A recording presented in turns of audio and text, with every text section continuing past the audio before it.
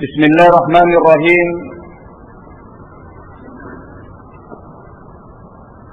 السلام عليكم ورحمة الله وبركاته.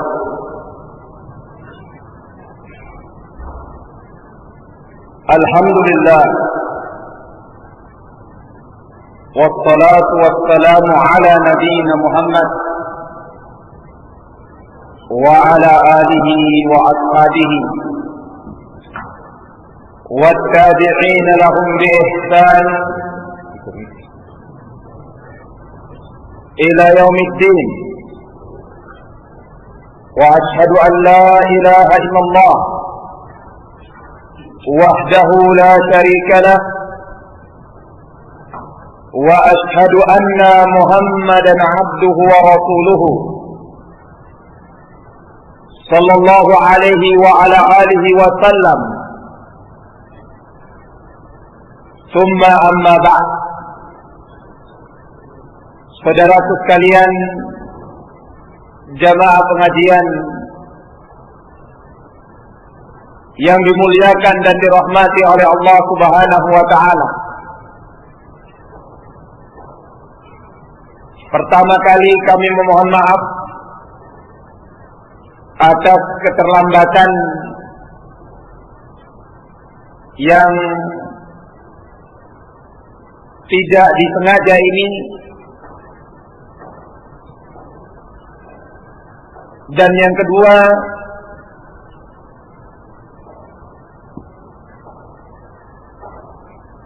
sebagaimana adanya penambahan materi,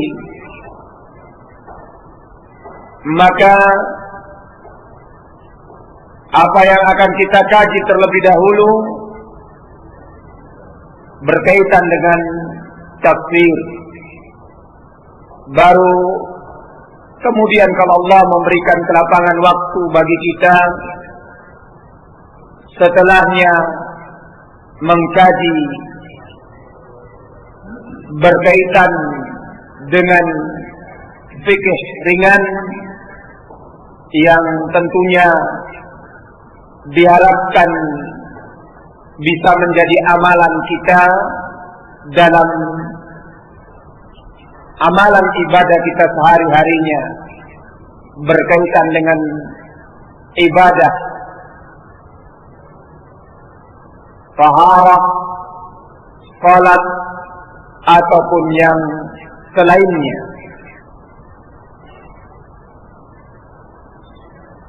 Dan sebagaimana kita katakan, materi yang pertama adalah tafsir, melanjutkan keterangan kita dari kitab tafsir Ibnu Katsir rahimahullahu ta'ala. Maka kita langsung masuk ke dalam pembahasan yang tentunya kita melanjutkan keterangan muqaddimah di dalam kitab ini berkaitan dengan hadis ballighu anni walau ayah wa hadithu an bani Israila wala haraja wa man kadzdzaba alayya muta'ammidan falyatabawwa maq'adahu minan nar. Rawahul Bukhari an Abdullah ibni Amr.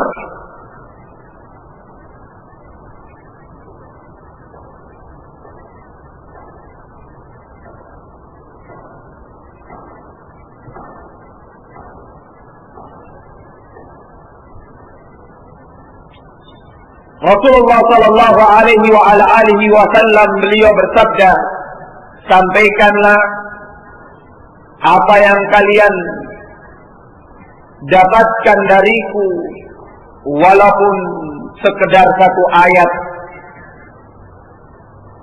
dan kabarkanlah berkaitan dengan kabar ataupun berita dari Bani Israel dan tidak ada dosa ketika menyampaikannya. Siapa yang berdusta kepadaku dengan sengaja, maka hendaknya dia mengambil tempat duduknya dari api neraka. Diriwayatkan oleh Al-Imam Bukhari dalam sahihnya dari hadis Abdullah ibnu Amr. Saudaraku sekalian, jamaah pengajian yang dimuliakan dan dirahmati oleh Allah. Terakhir, keterangan kita sehubungan dengan hadis yang telah kita dengarkan, bahwa metode tafsir, cara penafsiran, setelah melalui proses yang pertama, yakni menafsirkan ayat dengan ayat, yang tentunya menafsirkan ayat dengan ayat, yakni ayat Al-Quran dengan ayat Al-Quran, tentunya tidak lepas dengan bimbingan Nabi Sallallahu Alaihi Wasallam. Itu yang pertama, di mana ayat ini tafsirnya dengan ayat tersebut dibimbing oleh nabinya dan rasulnya sebagai seorang yang menerima wahyu. Yang kedua, tentunya melihat penukilan dari hadis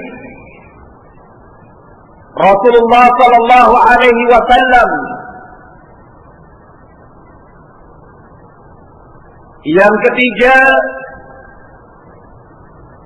adalah dengan keterangan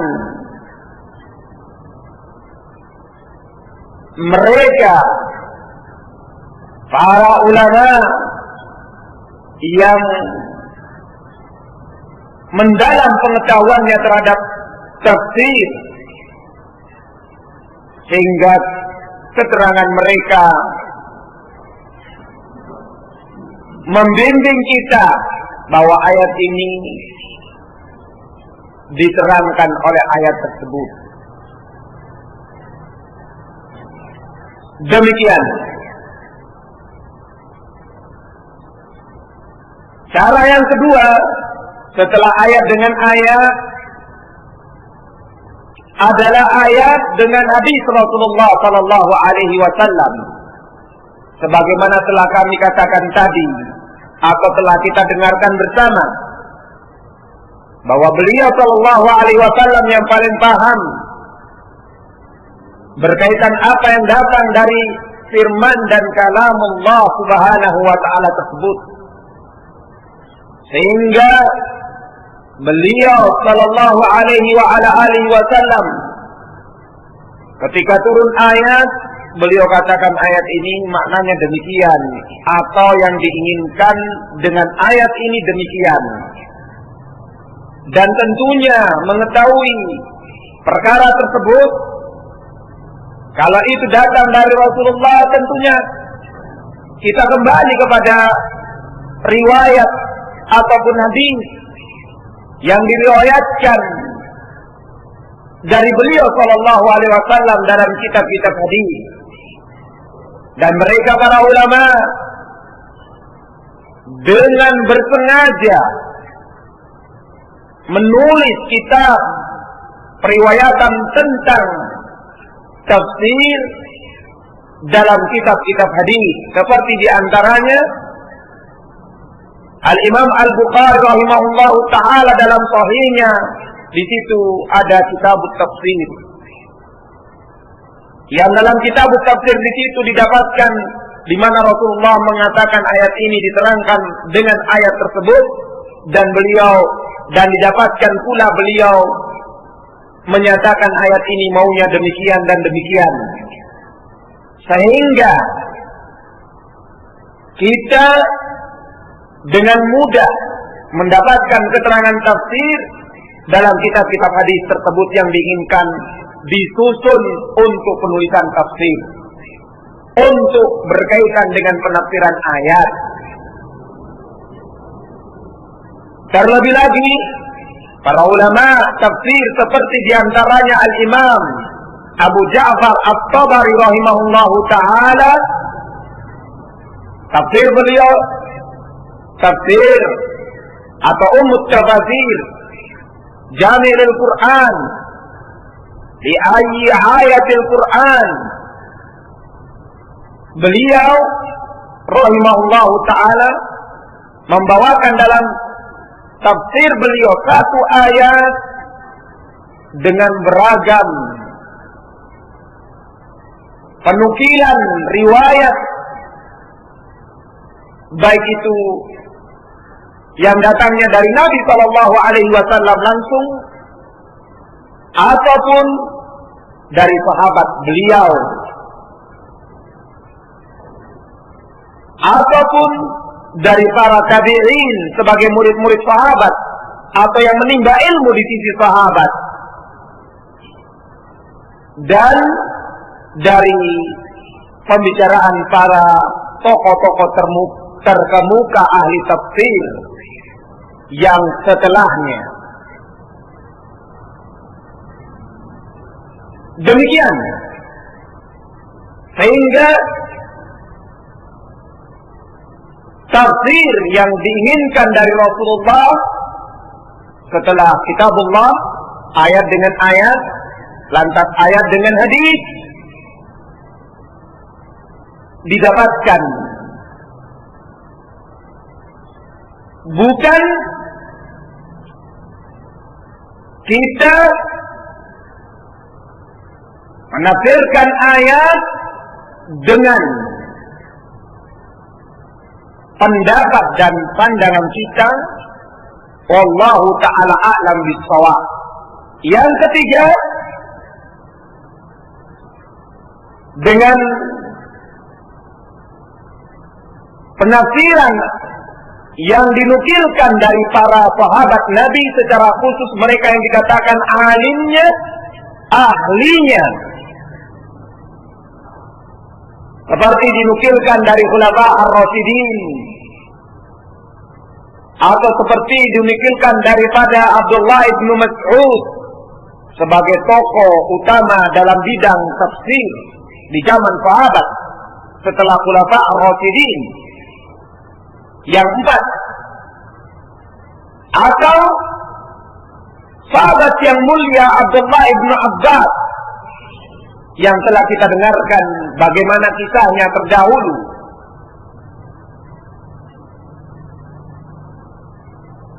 Mereka lah para sahabat yang menjadi tolak ukur ketiga setelah Allah Subhanahu wa ta'ala dan Rasulnya dalam menafsirkan apa?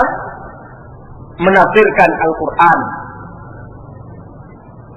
Kenapa mereka para sahabat? Sudah kita terangkan, dan tidak mengapa kita sekedar mengulangi di sini, karena mereka lebih paham berkaitan dengan ayat.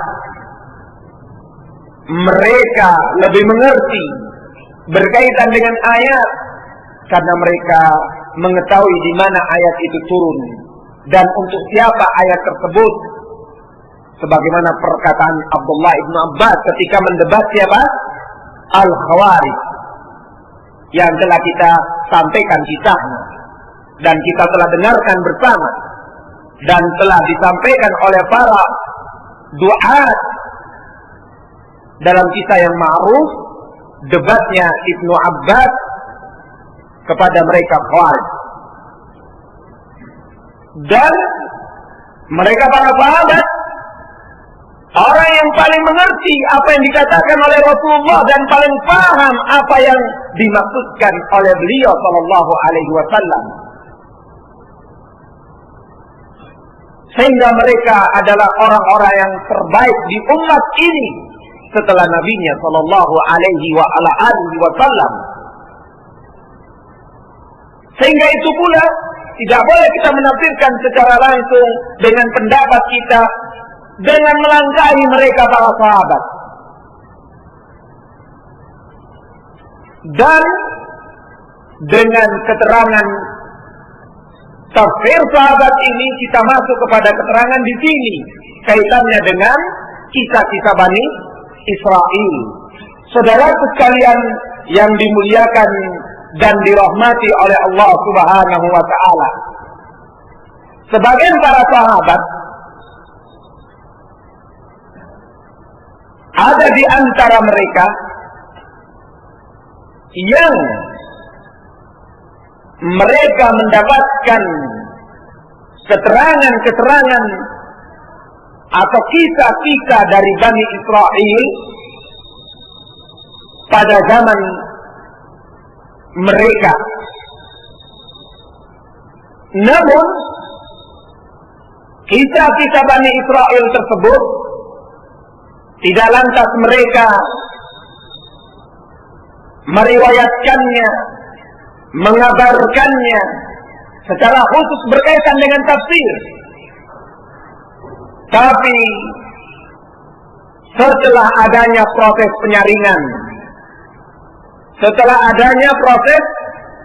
penyaringan, karenanya kisah-kisah Bani Israil tidak semata-mata dan tidak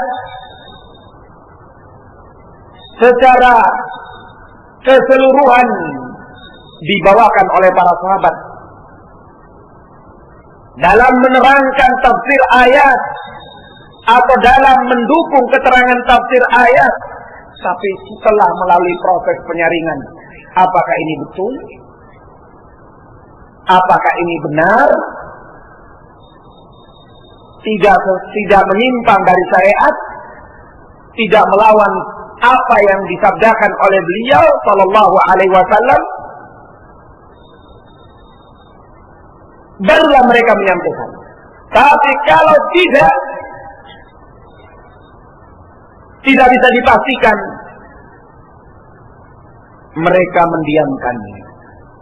Apabila diragukan dan ketahuan bahwasanya ini tidak benar dan bahkan ini menentang syariat, menentang hadis Rasulullah sallallahu alaihi wasallam, mereka sama sekali tidak mengambilnya.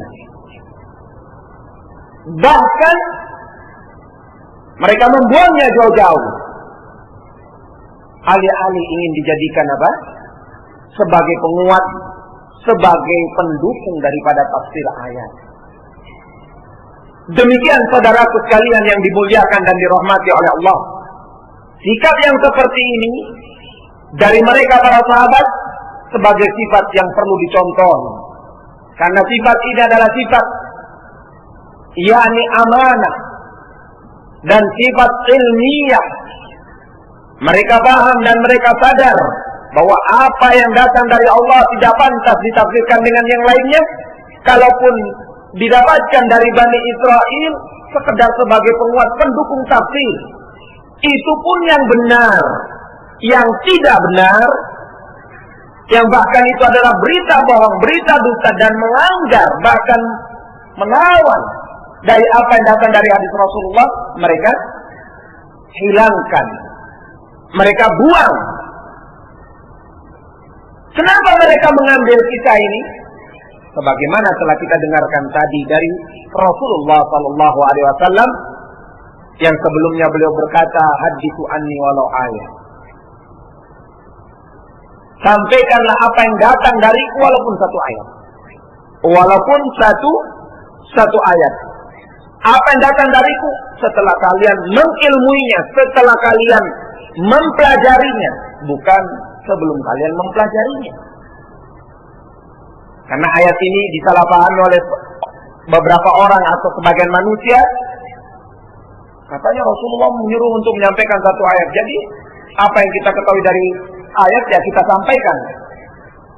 Saudaraku sekalian jamaah pengajian yang dimuliakan dan dirahmati oleh Allah Subhanahu wa taala. Kita melanjutkan kembali keterangan kita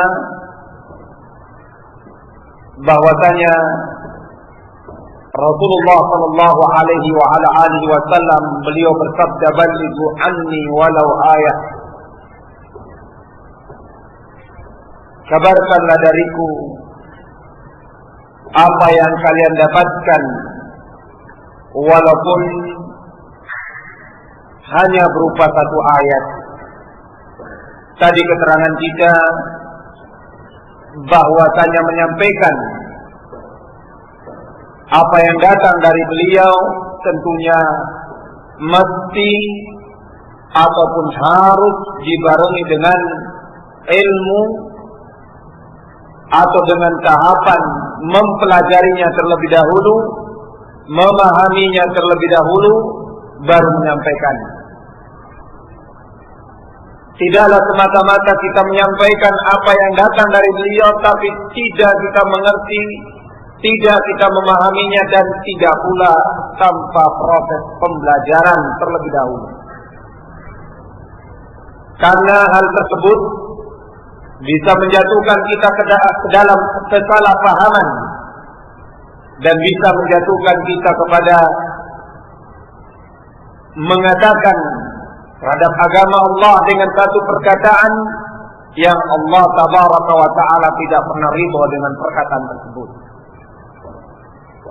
Sehingga pemahaman yang benar menyampaikan apa yang datang dari beliau walaupun satu ayat dengan ilmu, mengilmuinya, mengerti dan memahaminya. Wallahu a'lam bishawab. Saudara sekalian, jamaah pengajian yang dimuliakan dan dirahmati oleh Allah. Kemudian beliau melanjutkan, wahadithu anni wahadithu an bani Israil wala haraj. Dan kabarkanlah pula apa yang kalian dapatkan dari cerita-cerita, kabar, berita dari Bani Israil, dan tidak ada dosa ketika menyampaikannya. Hal ini tentunya tidak lepas dari keterangan kita sebelumnya bahwa mereka para sahabat Nabi sallallahu alaihi wasallam bukanlah orang yang ketika mendapatkan berita kaitannya dengan berita, cerita, kabar dari Bani Israil lantas dengan serta-merta menyampaikannya. Kalaupun hadis Rasulullah SAW dipahami secara zahirnya demikian, namun karena mereka adalah orang yang Allah jaga dari kesalahan, Allah jaga, yakni mereka para sahabat dijaga oleh Allah.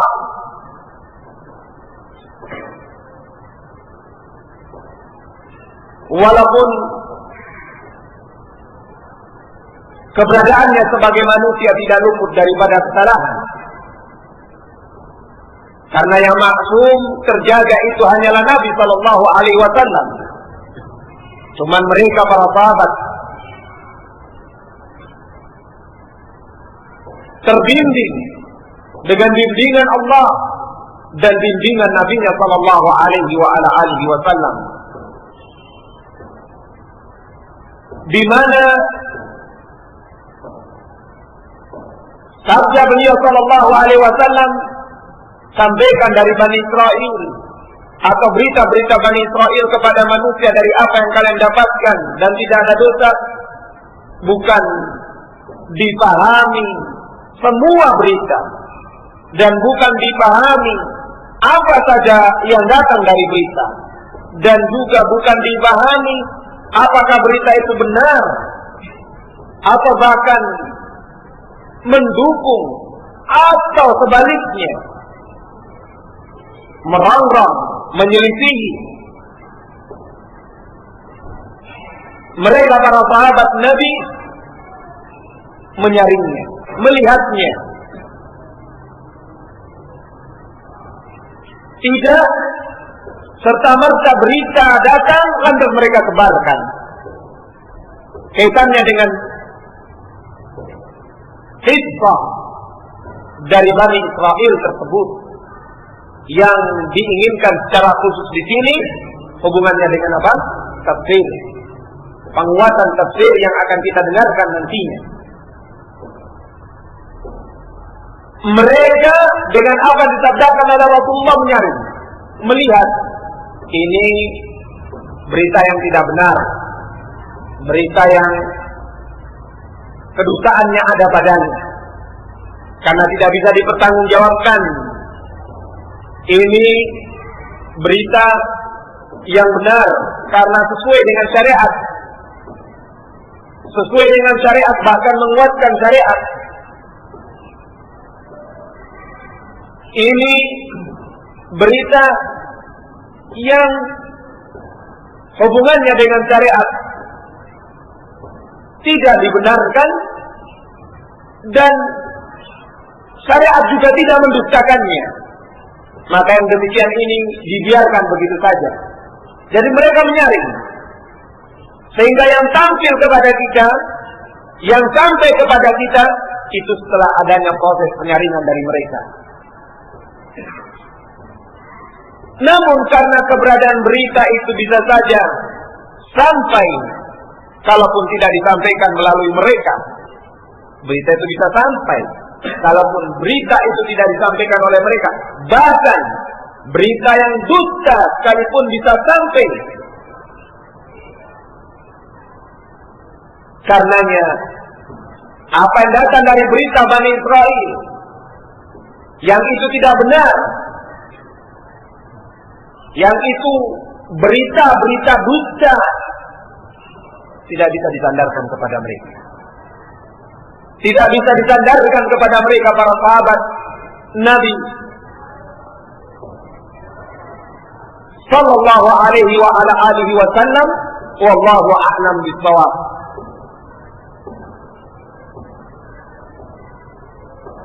Lantas beliau sallallahu alaihi wasallam mengatakan, siapa berdusta atas namaku secara sengaja, maka hendaknya dia mengambil tempat duduknya dari azab atau dari api neraka. Bahwa jeleknya akibat mendustakan nama Rasulullah, kita mengatakan ini dari Rasulullah padahal itu tidak dari Rasulullah, atau kita mengatakan ini hadis Rasulullah padahal itu bukan hadis Rasulullah, adalah dengan ancaman azab dari Allah Subhanahu wa taala lewat lisan Rasulnya sallallahu alaihi wasallam ini. Falyatabawwa maq'adahu minan nar. Dia mengambil tempat duduknya dari api neraka. Saudaraku sekalian yang dimuliakan dan dirahmati oleh Allah Subhanahu wa taala,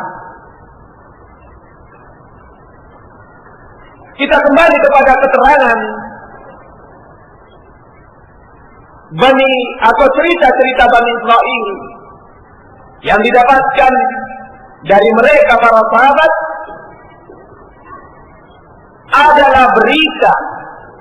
Kalau yang diinginkan dengan tafsir adalah berita yang telah melalui proses penyaringan, sehingga sampai kepada kita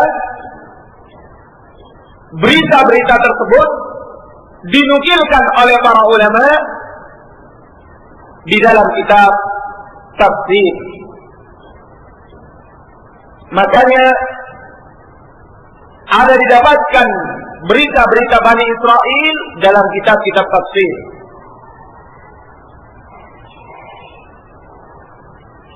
Sebagaimana akan kita dengarkan di antara keterangannya nanti. Qala rahimahullahu ta'ala, walakin hadhihi al-ahadits Israiliyah. Berkata Imam Ismail ibn Umar ibn Katsir rahimahullahu ta'ala, walakin hadhihi al-ahadits al-Israiliyah tuzkar lil istishhad. Akan tetapi cerita-cerita Bani Israel ini bukanlah sebagai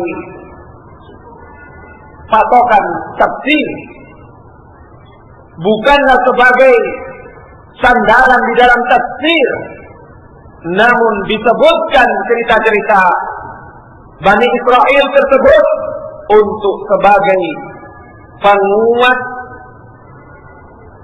la lil-i'tidhar, bukan untuk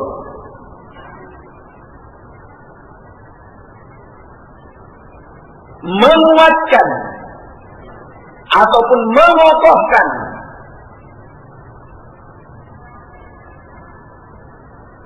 jadi bukan dia sebagai sandaran utama dalam tafsir, tetapi sekedar menguatkan apa yang telah ada dari tafsir. Wallahu a'lam bishawab, bukan sebagai sandaran. Turkan lil istishhad la lil i'tidal. Dan keberadaan cerita-cerita Bani Israel itu ala salasati aqsam, fa innaha ala salasati aqsam. Dia terbagi menjadi 3 bahagian. Keadaannya menjadi 3 bahagian. Sebagaimana secara global telah kita singgung.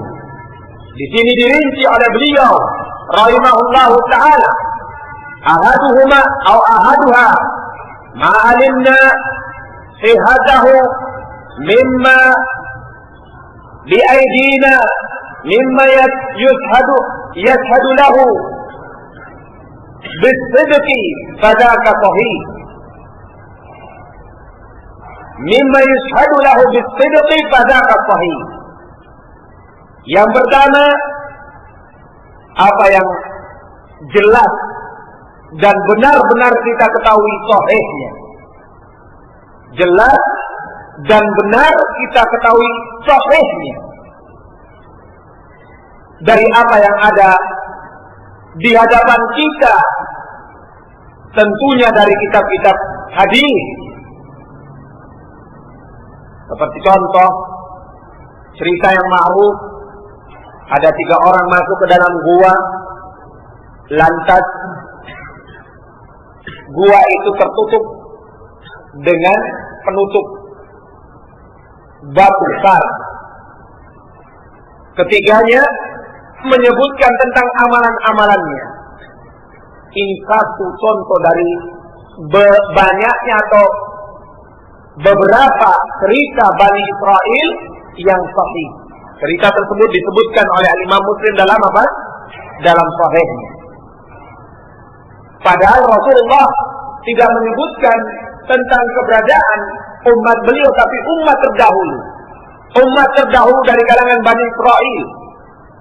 Tapi karena penukilan ini sah adanya, benar dari beliau, dan riwayatnya sahih, maka cerita yang seperti ini mendukung kalau cerita tadi orang yang beramal ikhlas dapat dijadikan sebagai wasilah kepada Allah Subhanahu wa taala, perantara yang dia bertawassul kepada Allah dengan amalannya, yang ini diperkenankan, dibolehkan dalam syariat tawassul dengan amal saleh, maka contohnya yang menguatkan perkara tersebut cerita Bani Israel yang masuk ke dalam gua, tertutup guanya dengan batu, dan mereka meminta kepada Allah dengan menyebutkan amal mereka. Ini penguat. Wallahu a'lam bishawab. Maka apa yang sahih seperti ini, mimma bi'aidina, mimma yushhadu lahu bisidqi, yang diketahui bahwa berita itu benar-benar dan berita itu jujur adanya. Ya tentunya selain diberitakan oleh Rasulullah, selain dibenarkan oleh syariat, yakni mendukung syariat, menguatkan syariat, juga berita itu sahih dalam periwayatan. Maka yang seperti ini dalam menguatkan tafsir ayat itu bisa dipakai. Bisa dipakai, dan dari situlah didapatkan cerita Bani Israel menguatkan apa? Tafsir. Karena ada tafsir nanti berkaitan dengan cerita-cerita Musa, cerita Bilqis, cerita siapa? Sulaiman, dan yang disebut dalam cerita sebagai Ratu Bilqis yang akan nanti datang keterangannya bahwa Ratu Bilqis ini penamaannya tidak bisa dijadikan sandaran. Ataupun cerita-cerita Ashabul Kahfi, ataupun cerita-cerita yang lainnya, yang ini tentunya cerita tersebut ada yang betul-betul diceritakan oleh Nabi Sallallahu Alaihi Wasallam, ada yang penukilannya tidak dari beliau Sallallahu Alaihi Wasallam, tapi melainkan didapatkan dari kitab mereka, Ahlul Kitab atau Bani Israel, oleh para sahabat, tapi tidak bertentangan dengan cerita, tapi menguatkan bahwa cerita ini seperti ini dan ini ceritanya Bani Israel. Riwayatnya juga tidak dusta, bukan riwayat yang dusta, maka dipakai sebagai penguat. Apatah lagi benar adanya, maka dalam tafsir ini mendukung. Lantas yang kedua, wasani ma alimna kadibahu mimma indana mimma yukhalifuhu. Yang kedua sebaliknya, apa yang kita ketahui bahwa ini cerita ini atau kabar ini atau riwayat ini riwayat yang dusta, riwayat yang dusta yang tidak bisa dipertanggungjawabkan, bahkan menyelisihi, maka yang seperti ini tidak boleh dijadikan sebagai penguat, bahkan dibuang jauh-jauh karena cerita yang tidak benar, cerita yang dusta. Karenanya para ulama menganggap tercela kitab-kitab tafsir yang membawa cerita-cerita yang tidak benar tersebut dari Bani Israel, yang tidak dapat dipertanggungjawabkan kebenarannya, bahkan ada sisi dustanya, tercela. Dan ini banyak kita dapatkan dari perkataan mereka para ulama kita. Sebagaimana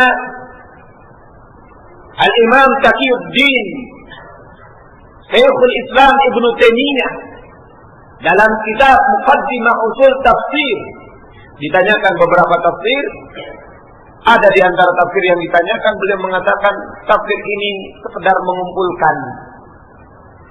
mengumpulkan apa yang ada dan tidak melakukan penelitian, pembersihan, tidak melakukan penyaringan. Yang ini seperti penukil pencari kayu di tengah malam. Apa itu pencari kayu di tengah malam? Dulunya, atau mungkin di kita, orang-orang Arab dahulu dan sampai hari ini, dari kebiasaan untuk memasak di rumah dengan memakai apa? Kayu bakar, ada juga yang menjadikannya sebagai maisha, pencarian kehidupan, mata pencarian kehidupan dijual. Namun yang dikatakan hatibul lail karena mencari kayu di tengah malam. Dia mencari kayu di tengah malam, yang namanya tengah malam di gurun yang tidak ada lampu, tidak ada penerangan. Dia sekedar meraba, pokoknya ada sejenis kayu atau kayu dimasukkan dalam apa? Karungnya. Ternyata yang dimasukkan terakhir kali itu adalah ular berbisa, ular gurun. Ketika dia pulang, dengan senangnya dia mendapat kayu banyak. Dia pun membuka karung yang dimasukkan kayu-kayunya tersebut. Ternyata ketika dibuka, yang pertama kali muncul, ularnya mencaplok ataupun memasuk kepalanya sehingga dia mati tewas karena apa yang dia ambil ternyata adalah ular. Gambarannya Syekhul Islam Ibnu Taimiyah, ini Hatibul Lail, mengumpulkan riwayat, tapi ternyata riwayat yang dikumpulkan adalah salah satunya adalah riwayat yang ada padanya kedustaan. Sementara dia pahami bahwa berdusta, menukilkan apa yang dusta adalah tidak dibenarkan sama sekali dalam syariat, apalagi dalam penukilan riwayat. Makanya periwayat pendusta atau yang membawakan riwayat dusta tidak diterima periwayatannya, ditolak. Wallahu a'lam bishawab. Nah, apa yang dusta dari cerita tersebut ditinggalkan, dan mereka para ahli tafsir yang menyaring, maka tafsir mereka lah yang disarankan oleh para ulama untuk membaca tafsir mereka. Wallahu a'lam bishawab. Ketiga, ma huwa masqutun anhu la min hadzal qabil wala min hadzal qabil fala nu'minu bihi wala nukadzibuhu wa yajuzu hikayatuhu lima taqaddama. Yang ketiga, apa yang didiamkan, artinya tidak dari model yang pertama dan tidak dari model yang kedua, keadaan yang pertama atau keadaan yang kedua. Didapati bahkan dia tidak ada sisi kedustaannya, tapi juga tidak bisa dijadikan sandaran. Maka yang seperti ini kita, kata beliau, tidak boleh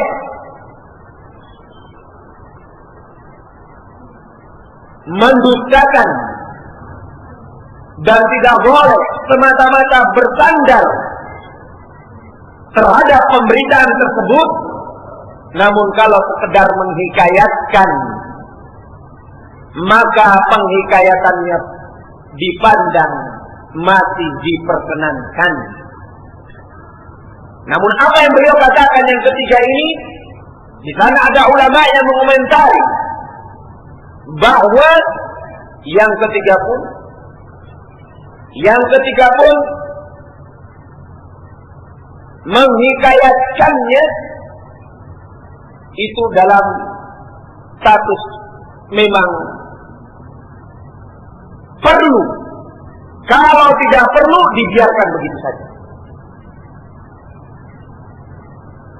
Dibiarkan begitu saja sehingga periwayatannya tidak menjadi pegangan kaum muslimin, karena tidak bisa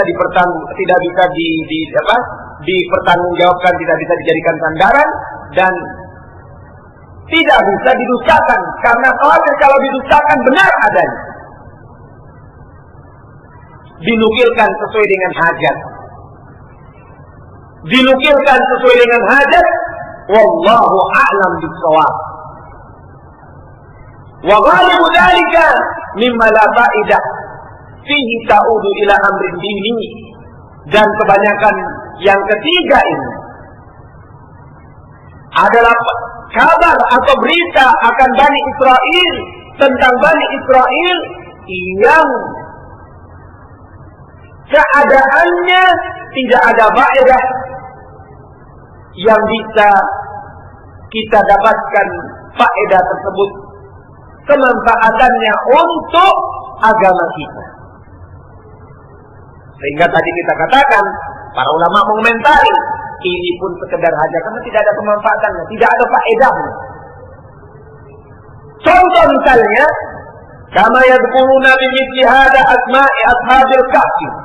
Seperti mereka menyebutkan siapa nama-nama tokoh-tokoh, lakon-lakonnya Ashabul Kahfi. Mungkin pernah beredar di sisi kita, ada di antara duat ataupun penceramah. Maksud kami duat di sini, yakni secara duat yang naam umum,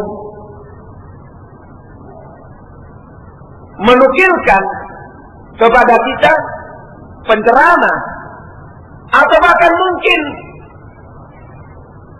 membaca kitab tafsir. Karena ada kitab tafsir yang menyebutkan nama-nama tersebut.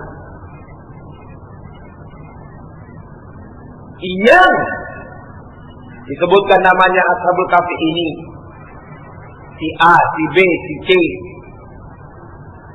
Maka kalaupun diketahui nama Ashabul Kahfi, ini tidak ada faedahnya kembali pada agama kita. Apa faedahnya? Kita mengetahui nama tokoh Ashabul Kahfi. Karena tokoh Ashabul Kahfi bukanlah Nabi, bukanlah Rasul. Bukanlah Nabi dan bukanlah Rasul. Bahkan Nabi dan Rasul ada yang Allah sebutkan namanya dan ada yang Allah tidak sebutkan namanya. Tidak disebutkannya namanya oleh Allah Subhanahu wa taala, tentunya Allah yang Maha tahu kebaikan maslahat bagi kita. Tentunya karena tidak ada maslahatnya bagi kita kalaupun disebutkan namanya.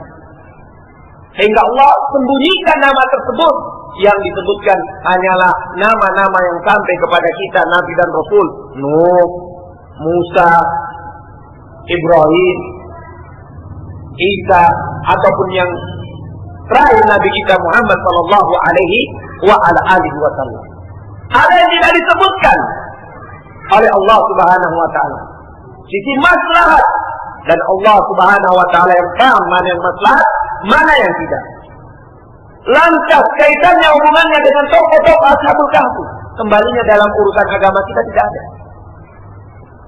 Tidak ada. Sehingga kalaupun disebutkan tidak berfaedah. Tapi didapatkan dari cerita-cerita Bani Israel yang menyebutkan nama-nama tersebut. Kalau diinginkan dengan Ashabul Kahfi, ada di dalam Al-Quran. Tapi siapa orang-orangnya? Siapa namanya? Tidak disebutkan dalam Al-Quran dan tidak pula disebutkan lewat lisan Nabi sallallahu alaihi wasallam. Sehingga kalau ada beredar nama-nama Ashabul Kahfi yang mungkin kita pernah mendengar, lantas jangan kita mengambilnya sebagai nama anak kita. Oh, ini nama, ini tokoh Ashabul Kahfi. Jangan. Ambillah nama-nama, nama para nabi dan rasul. Ambillah nama-nama, nama hamba-hamba Allah yang dimuliakan, yang jelas penyebutan namanya dan jelas keadaannya, seperti Abu Bakar As-Siddiq, Umar, Ali, ataupun Utsman, ataupun Ali dan yang lainnya dari kalangan para sahabat. Demikian, wallahu a'lam bishawab, ataupun nama penghambaan kepada Allah. Kita singgung masalah ini karena ada orang yang maaf, saya minta maaf sebelumnya,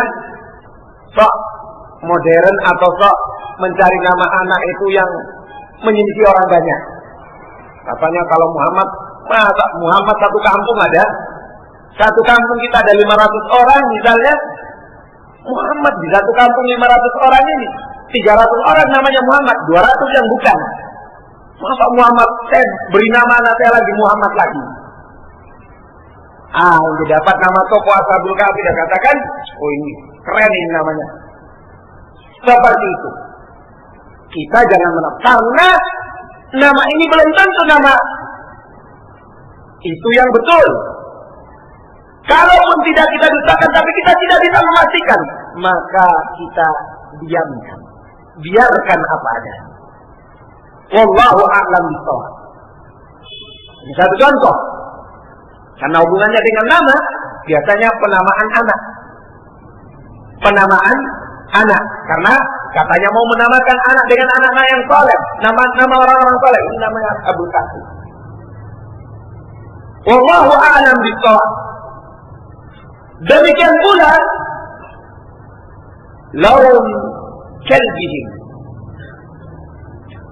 bagaimana warna anjingnya Ashabul Kahfi. Diceritakan Ashabul Kahfi punya anjing tertidur, dan anjingnya ketika bangun sudah menjadi apa? Tulang belulang. Artinya tidak nampak lagi sebagai seekor anjing. Di dalam cerita Bani Israel ada penyebutan warnanya. Kita jangan ribut masalah warna. Warnanya ini disebutkan seperti ini. Faedahnya untuk agama tidak ada. Kalaupun kita tahu warnanya anjingnya tersebut ada apa? Urusannya dengan agama kita. Tapi ada penyebutan tersebut. Wallahu a'lam bishawab. Di sini menunjukkan adanya berita-berita Bani Israel yang itu tidak didapatkan dalam agama kita penyebutannya, tetapi juga tidak bisa didustakan. Yang seperti ini dibiarkan begitu.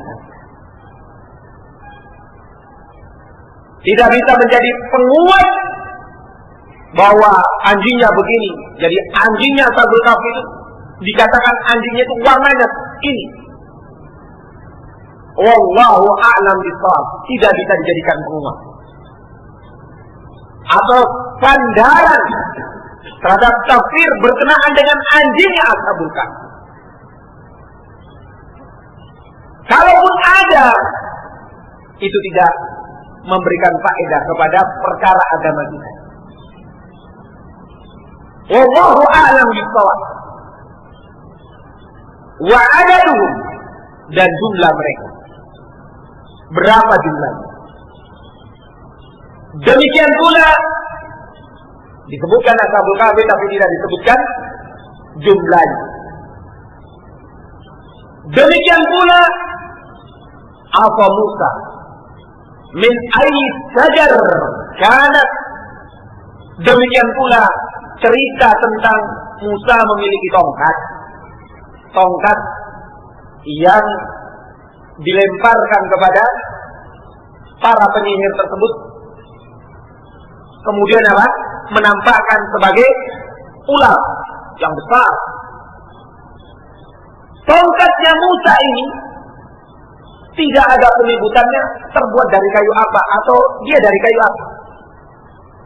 Yang disebutkan hanya tongkat. Kalaupun diketahui dari kayu apa hubungannya dan apa faedahnya buat agama kita. Subhanallah, orang-orang yang senang kepada takhayulat, senang kepada khurafat, senang kepada perkara-perkara yang berbau syirik, ketika mendapatkan yang seperti ini terkadang menjadikannya sebagai wasilah atau sarana kesyirikan. Ini peninggalannya tongkatnya Musa ya, kayu dari kayu ini. Dia sembunyikan di kantongnya, dia buat jimat-jimat. Karena ini kayunya tongkatnya Musa. Ataupun kayunya perahunya Nabi Nuh, katanya wallahu a'lam bishawab, katanya didapatkan daerah yang di situ tempat perahunya siapa? Nabi Nuh. Diadakan penelitian oleh para ilmuwan yang mempelajari ilmu peninggalan-peninggalan ini. Katanya ini dan bekas-bekas kayunya itu masih ada. Lah, kalau kayu ini diketahui oleh orang-orang yang cinta kepada kesyirikan yang ada murabat takhayulat tersebut, wah ini kayunya perahunya Nabi Nuh bisa menyelamatkan orang banyak. Kalau misalnya ada banjir di Indonesia, kayunya ini akan menolong. Berbagai macam keyakinan muncul.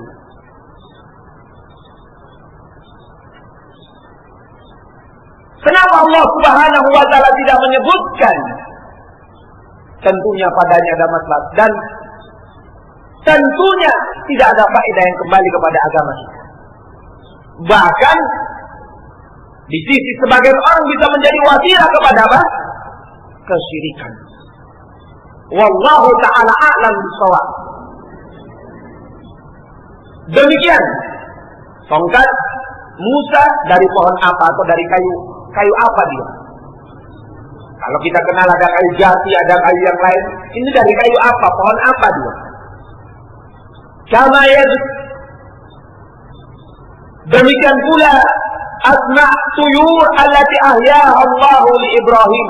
Demikian pula nama burung yang Ibrahim atau yang Allah Subhanahu wa Ta'ala menghidupkannya, memperlihatkannya kepada siapa? Kepada Ibrahim. Di mana Ibrahim bukan ragu kepada Allah, tapi beliau ingin mengokohkan apa yang ada dalam hatinya, bahwa Allah itu menghidupkan, mampu menghidupkan dan mematikan. Maka Allah memerintahkan untuk memotong-motong burung tersebut, dan burung tersebut dihidupkan oleh Allah Subhanahu wa Ta'ala. Burung itu kembali setelah dipotong dan disimpan secara terpisah, kembali hidup, tentunya dengan kekuasaan Allah Subhanahu wa Ta'ala. Nama burungnya ini tidak diketahui, bukan burung perkutut, wala bukan burung Raja Wali, tidak diketahui. Dan tidak ada faedahnya ketika kita ketahui namanya, kembali pada perkara agama kita, tidak ada faedahnya. Demikian. Seperti contoh kendaraan Rasulullah Sallallahu Alaihi Wasallam, kuda ataupun himar yang beliau pakai, ataupun onta kalau yang dijadikan hewan tunggangan. Kalaupun ada namanya, tapi nama ini tidak berfaedah dengan agama kita, sehingga kita tidak harus menamakan nama hewan kita seperti itu pula. Demikian. Wallahu a'lam bishawab. Nama burung, tapi dalam cerita Bani Israel ada penyebutan nama burungnya yang dihidupkan oleh Allah Subhanahu wa Ta'ala tersebut. Demikian pula wa ta'yin al-ba'd alladhi daraba bihi al-qatil min al-baqar, dan sebutan secara jelas terhadap sebagian yang dibunuh dari bakar, yakni berkaitan dengan cerita Ashabul Baqarah, yang ini juga tidak ada faedahnya berkaitan dengan agama kita. Demikian pula Na'a-syajarah allati takallama Allahu minha Musa. Pada waktu Musa dipanggil di Tuwa, di satu pohon, kemudian Allah berbicara dengan Musa, karena Musa sebagai Nabi Allah yang diajak bicara oleh Allah, atau Musa berbicara dengan Allah Subhanahu wa ta'ala. Pohonnya ini apa namanya? Dari jenis pohon apa? Tidak ada keterangan. Dikatakan pohon yang kalaupun diketahui tidak ada faedah fungsinya kembali kepada agama kita. Ila ghairi dzalika, dan seterusnya mimma abhanahu Allah taala bil Quran mimma la fa'idata fi ta'yini ta'udu 'ala al-mukallifina bi dinihim wa dunyahum, dan yang lain sebagainya dari apa yang Allah tidak menyebutkannya dengan menyebutkannya secara pasti nama-namanya, jenisnya, ataupun jumlahnya, ataupun warnanya sebagaimana yang telah disebutkan, yang semuanya tidak ada faedahnya kalau dikembalikan kepada agama manusia, yakni agama Islam ini. Begitu pula kembalinya kepada perkara dunia.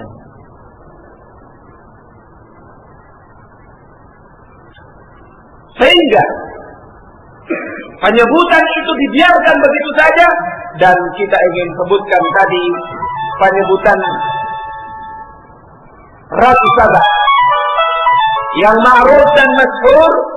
Ratu Saba itu beredar, mungkin ini masyhur sekali, ma'ruf sekali, siapa namanya? Ratu Balqis, atau disebut orang Arab dengan Bilqis.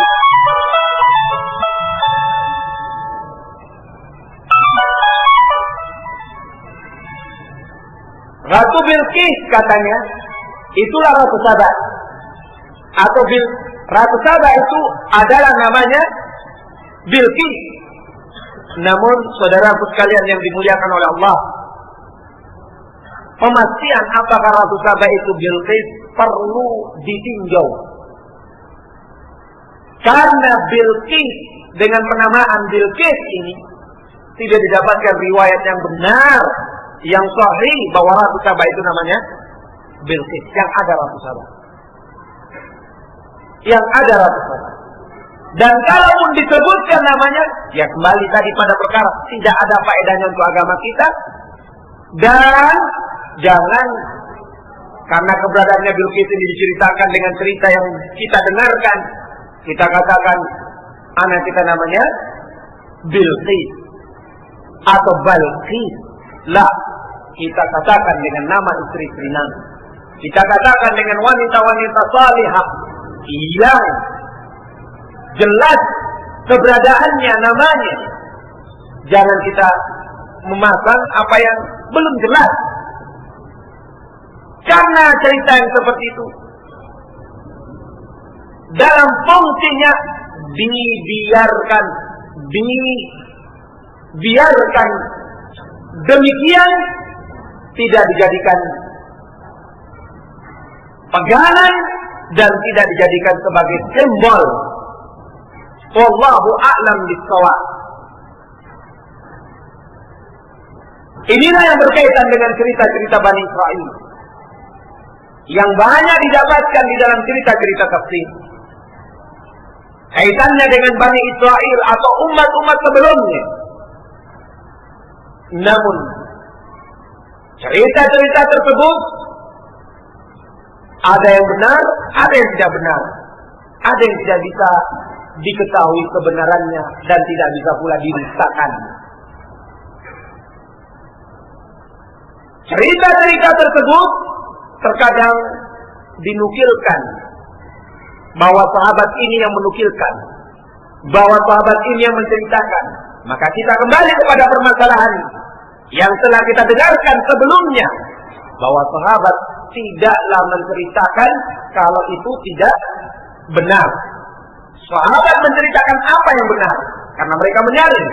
Mereka tidak inginkan agama ini disampaikan kepada manusia dengan tidak benar. Mereka menyaring, sehingga perlu dipastikan bahwa apakah benar sahabat tersebut ataukah bagaimana kedudukannya cerita tersebut.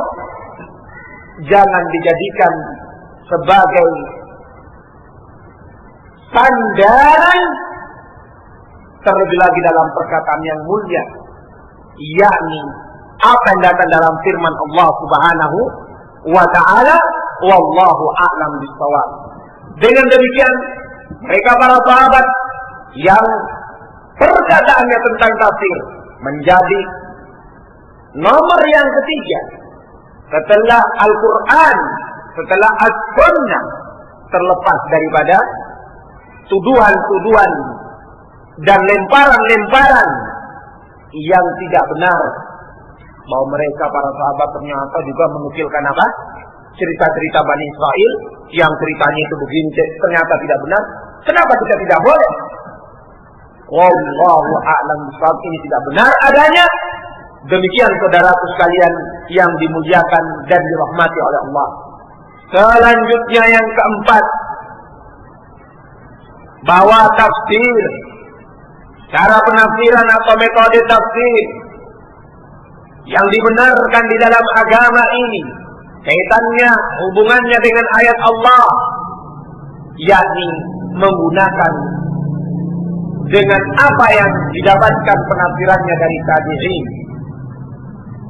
Qala rahimahullahu ta'ala, idza lam tajid tafsir fil Qur'an wala fis sunnah wala wajadtahu an as-sahaba faqad raja'a katsir min al-a'imma fi dhalika ila aqwal at-tabi'in ka Mujahid ibn Jabr fa innahu kana aya fi at-tafsir kama qala Muhammad ibn Ishaq haddatsana Aban ibn Salih an Mujahid qala aradtu al-mushafa ala ibn Abbas thalatha aradat min fatihatihi ila khatimatihi uqibu inda kulli ayat minhu wa as'aluhu anha. Apabila kita tidak mendapatkan tafsir dari Al-Quran dan juga tidak pula mendapatkannya dari sunnah, dari hadis Rasulullah, dan tidak pula kita dapatkan dari perkataan para sahabat, maka kita kembali kepada poin yang kita datang dan kita masuk pada cara yang keempat. Faqad raja'a katsir, didapatkan sungguh kebanyakan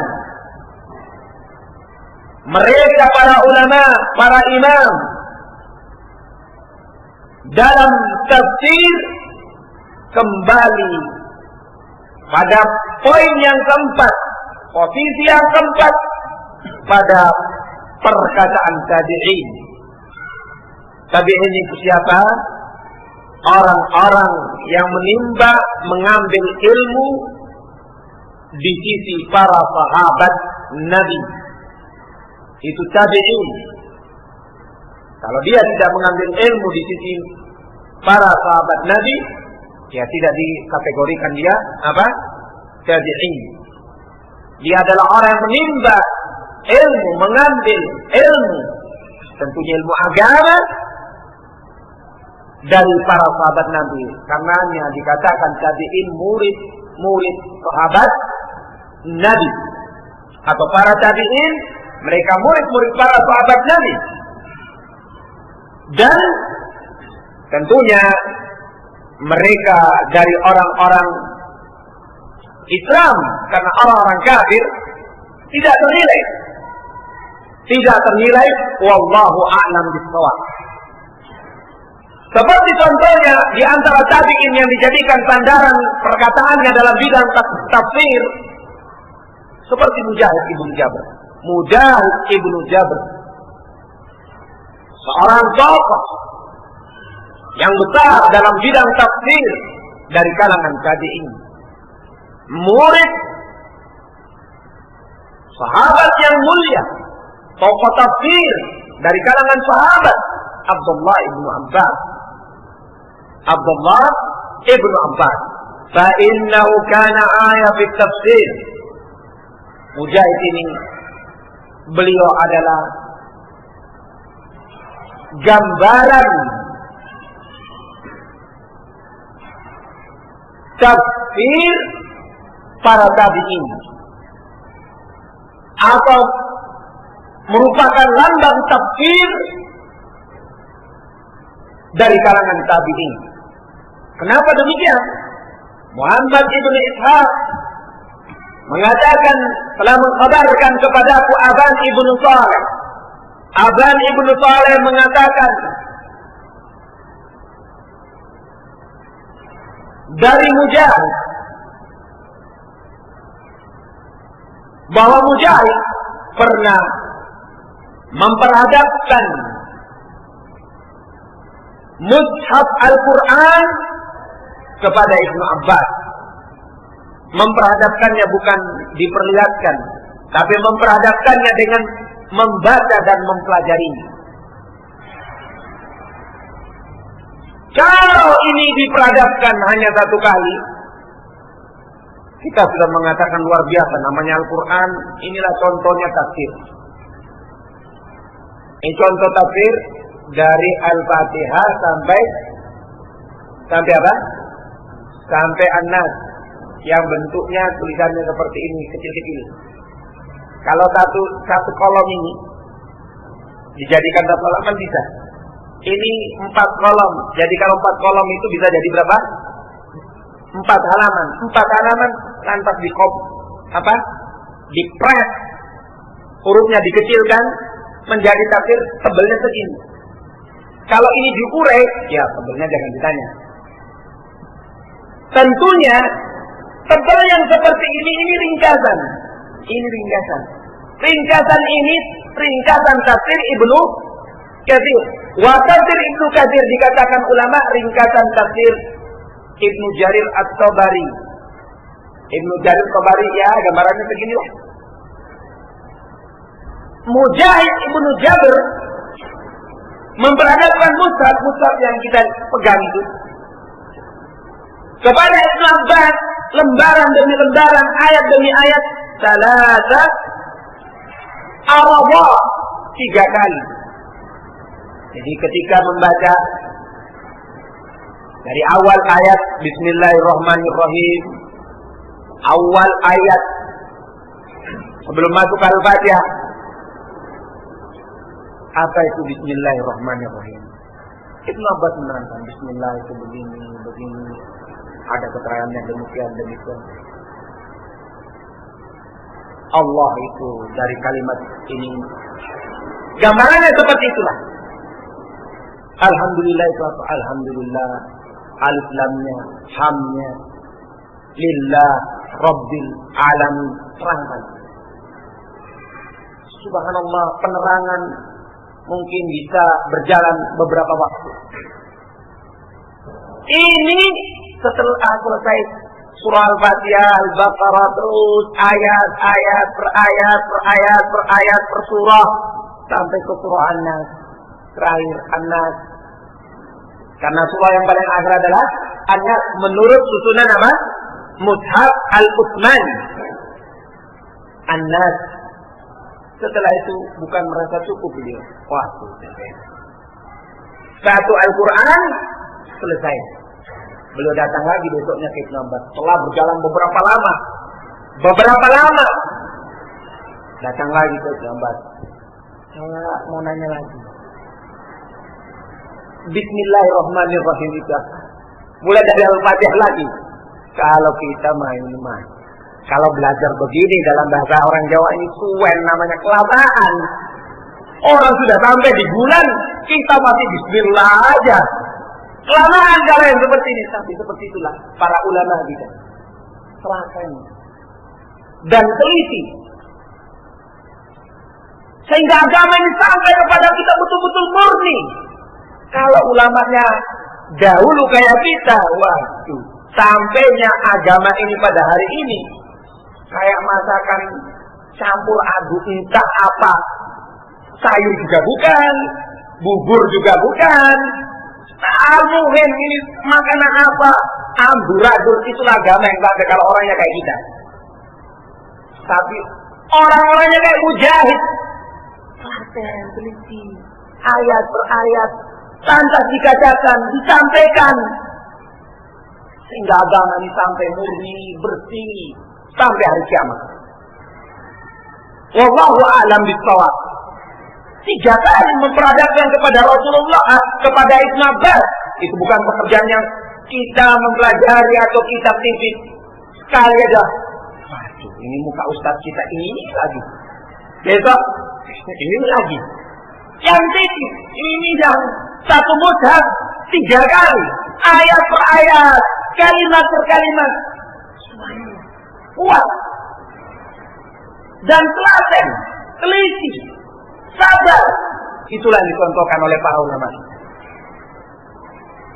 Wallahu a'lam bishawab. Thalatha aradat, 3 kali menghadapkan kepada Abdullah Ibnu Abbas, sahabat yang mulia. Lantas uqifuhu inda kulli ayah. Jadi beliau tanya dari Al-Fatihah sampai ayat atau surah yang akhir. Saya tidak baca begitu saja. Uqifuhu indal ayah. Aku berhenti setiap ayat. Setiap ayat aku berhenti, aku tanyakan ini apa maunya, bagaimana keterangannya, apa tafsirnya. Ditanyakan. Wa as'aluhu anha, dan aku tanyakan tentang ayat tersebut. Sehingga Mujahid, gambaran tafsirnya para tabi'in atau merupakan tokoh tafsir dari kalangan tabi'in yang terkemuka. Kalau ahli tafsir yang seperti ini pantas untuk dikedepankan, diposisikan setelah perkataan para sahabat, perkataan mereka itu pantas karena mereka menjalani apa yang telah kita dengarkan tadi. Tapi sekarang, sebagaimana yang telah kita dengarkan pula, banyak orang dikatakan ahli tafsir. Masya Allah, ini ahli tafsir, profesor tafsir, ini doktor tafsir. Banyak ahli tafsirnya. Tapi entah dengan mufasir siapa dia belajar, menimba ilmunya, entah, kita nggak tahu. Tiba-tiba muncul ahli tafsir. Dan mending kalau tafsirnya itu menyenangkan, menenangkan hati, terkadang membawa kepada kerancuan, membawa kepada kejamangan. Bukan kita tenang dengan agama. Loh, kok bisa begitu ya? Ragu kita dengan agama kita. Nah, ini bukan ahli tafsir, ahli yang membuat kita ragu-ragu terhadap agama kita. Wallahu a'lam bishawab. Jadi mereka memang lebih pantas diutamakan, dikedepankan dan diposisikan tempat yang keempat dalam penafsiran ayat. Wallahu a'lam bishawab. Kembali kita melihat keberadaan Mujahid. Warawa Ibnu Jarir an Ibni Abi Mulaika qala, dan dari Ibnu Jarir, dari Ibnu Abi Mulaika, beliau berkata, ra'aitu Mujahidan, aku melihat Mujahid, sa'ala Ibnu Abbas, aku melihat Mujahid bertanya kepada Abdullah Ibnu Abbas an tafsiril Quran, tentang tafsir Al-Quran, wa ma'ahu alwahahu, dan di sisi Mujahid ada alwah. Alwah itu papan yang dijadikan untuk menulis, atau ya kalau kita buku tulis lah. Di sisinya ada alat tulis untuk menulis apa yang dikatakan oleh Abdullah Ibn Abbas. Dan ini bentuk pengajaran kepada kita bahwa ketika seorang mempelajari agama, hendaknya bisa menulis. Jangan dia mempelajari agama, dia mengandalkan kupingnya. Karena kuping ini ya tidak bisa dijadikan andalan. Kalau kita seperti Imam Daraqutni nggak apa-apa. Al-Imam Daraqutni rahimahullahu ta'ala, beliau lagi mendengar majelis muhaddits. Muhaddits ini membacakan sudah 100 lebih, bahkan lebih daripada itu hadis. Temannya Al-Imam Ad-Daraqutni mengatakan, ya Daraqutni, ini sudah 100 hadis lebih, kamu kok masih menulis? Kata Al-Imam Daraqutni nanti, setelah selesai majelis itu, Imam Daraqutni mengatakan yang dikatakan tadi itu 1, 2, 3, 4, 5, 6, 7, 8, 9, 100 lebih. Tidak ada tulisan, dihafalnya dengan, jadi dia lagi nulis yang lain, gurunya lagi membacakan hadis, riwayat, dia menghafal, dia lagi nulis. Yang mendengarkan ini terheran-heran, wah, lagi nulis, mengeluarkan apa yang disampaikan. Kalau kayak darotut di kitab bagus, masya Allah. Kita bisa mengeluarkan kembali apa yang diterangkan tersebut bagus. Sehingga itu saudaraku sekalian yang dimuliakan oleh Allah, kata para ulama kita dahulu, ulama Indonesia dahulu, kalau ngaji seperti ulama dahulu, mencatat. Kalau ngaji mencatat. Kalau kita ngaji kuping, juping, ngaji kuping itu namanya jiping atau juping. Ngaji kuping, wah itu ilmunya bakal lenyap juga. Anginnya banyak ini. Angin barat, angin selatan, angin utara, ilmunya lari ke mana. Tapi kalau di buku akan terpatri. Demikian. Contohnya ini Al-Imam Mujahid. Imam Mujahid, dia tidak mengandalkan hafalan, padahal beliau apa? Muhaddis, mufassir. Beliau tidak mengandalkan hafalannya, tapi beliau nulis juga. Kalaupun ada contoh Imam Daruqutni, tapi itu contoh yang jarang terjadi. Jarang terjadi. Seorang menulis, gurunya mengabarkan hadis. Kalau hadis saja nggak apa-apa. Hadis dengan sanadnya. Hadis dengan sanadnya. Beratus hadis disebutkan. Tadi yang disebutkan hadis pertama ini sanadnya ini. Ini dua ini tiga ini dikembalikan kembali.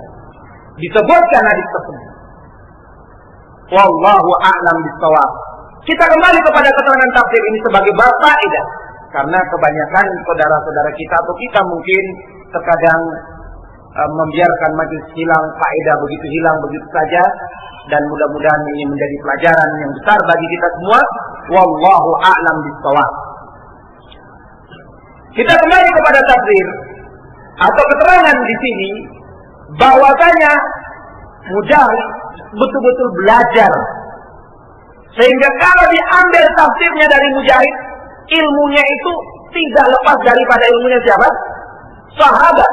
Yang sahabat ini Abdullah bin Abbas tidak lepas ilmunya dari mana? Rasulullah. Jadi ilmunya itu sambung menyambung, keterkaitannya satu dengan yang lain, atau bersilsilah. Sehingga wallahu a'lam bishawab, tafsirnya tabi'in itu gambaran dari tafsirnya siapa? Sahabat. Tafsirnya sahabat, wallahu a'lam bishawab. Lantas terakhir, karena waktunya tidak mencukupi di sini, kita waktu ada tambahannya, waktu Ustaz Abdullah Hafizahullah Ta'ala dengan kitab Syarhus Sunnah dan fikihnya, insyaallah kita akan lanjutkan atau kita akan mulai pada pertemuan yang akan datang dengan waktu insyaallah mudah-mudahan tidak telat dan tidak terlambat sebagaimana pada kesempatan kali ini. Qala wa yaqul lahu Ibnu Abbas uktub hatta ta'alahu an at-tafsir. Tulis. Lantas berkata Ibnu Abbas, tulislah, karena kamu sudah menyiapkan tulisanmu. Tulislah apa yang kamu tanyakan. Kemudian ini membuat Al-Imam Mujahid pun menulisnya, dan dia menulis semua tafsir yang dia dapatkan dari Abdullah Ibnu Abbas. Wallahu a'lam bis-shawab. Wa lihadza kana Sufyan ats-Tsauri yaqul idza ja'aka at-tafsir Mujahid fa hasbu hadith. Oleh karena itu Sufyan Ibnu Sa'id ats-Tsauri, tokoh yang besar, alim yang besar di abad yang setelahnya, beliau mengatakan, kalau datang tafsir, kamu mendapatkan tafsir dari Mujahid menafsirkan Al-Quran, maka cukup bagimu, karena apa yang didapatkan dari Mujahid itu tidak lepas dari apa yang dikatakan oleh Abdullah Ibnu Abbas. Wallahu a'lam bis-shawab. Demikian saudaraku sekalian yang dimuliakan oleh Allah. Mudah-mudahan keterangan ini menjadi keterangan yang bermanfaat bagi kita semua. Dan saya mohon maaf atas segala keterlambatan, dan juga saya mohon maaf karena materi yang kedua tidak bisa kita dengarkan. Insya Allah Ta'ala pada pertemuan yang akan datang. Dan terakhir, kalau ada kata-kata kami yang salah dan ada yang kurang berkenan, kami juga meminta maaf yang sebesar-besarnya. Wallahu a'lam bis-shawab. Wa sallallahu wa sallam ala nabiyyina Muhammad wa ala alihi wa ashabihi wa man tabi'ahum bi ihsanin ila yaumiddin. Wassalamu alaikum warahmatullahi wabarakatuh.